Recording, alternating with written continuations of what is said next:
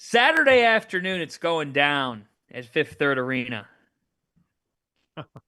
when Xavier takes on Cincinnati. Mm. You've been a part of this game, Chris. 3 Eastern Time Saturday, ESPN2. Folks out there watching, if you have never seen this game live, please mark, and you like college basketball, mark it down on your bucket list because that's what this game is. Chris Mack, describe the Skyline Chili Crosstown Shootout.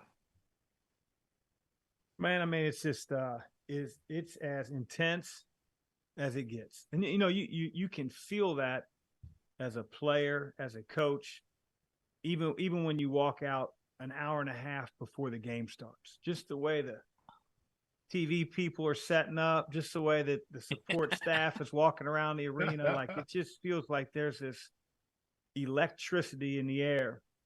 And being from Cincinnati, I get it even more. Cincinnati is a town that, first of all, it's a great town, but they're going to ask you where you went to high school. And everybody's, hey, where'd you go to high school? They want to peg you. They want to figure out, like, hey, are you an East Sider? Are you a West Sider? Okay, what type of West Sider are you? And then when it comes to UC and Xavier, like, you get those people that say, I root for both teams. That means that they don't follow the sport. That means they don't have any stake in the game at all. I had relatives that I know were rooting against me when I was the coach at Xavier. I have relatives that I know when I played at Xavier were rooting against me. It's just they don't like Xavier, and Xavier doesn't like them. So it's it's a hell of a rivalry. You had relatives. The schools are 3 miles apart. Right. They're 3 miles apart. The students from the campuses will infiltrate at times the other campus during the week and bring signage and their shirts and all that. Yeah, right? Social media makes it even worse now because now they can put it on TikTok and they're trying to one up each other. Man, all in fun. But because it's one thing to say rivalry, but this is personal. There are some households that are divided on this particular day. There have been, yes, there's been fights on the court. Okay, there was the brawl of 2011. There's been fights, I'm sure.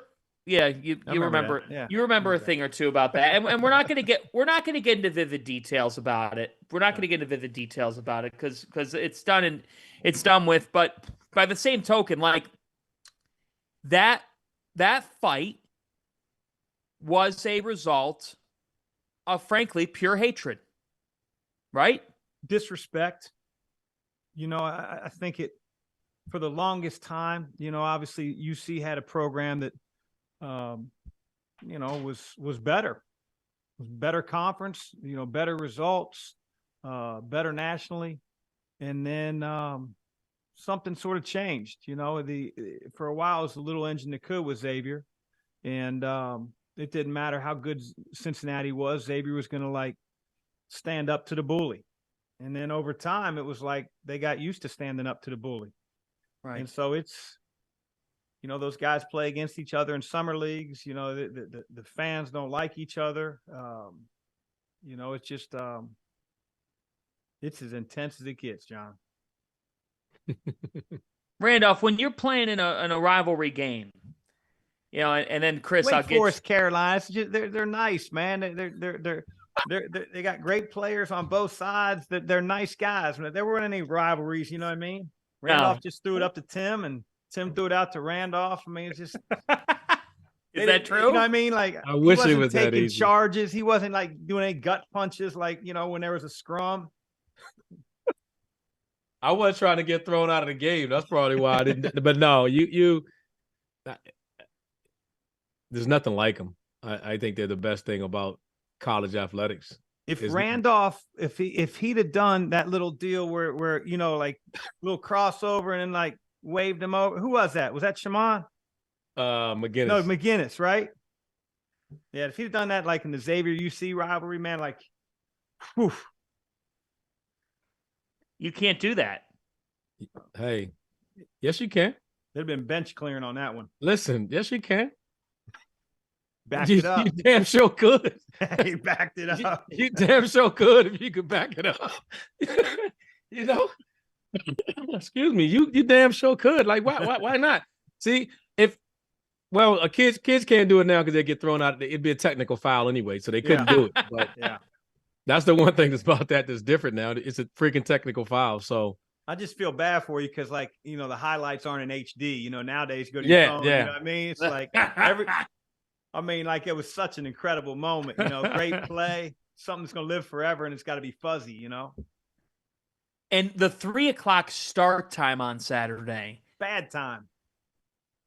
Yeah, I just love the game when it was at night. You know, it was just the lead up. You know.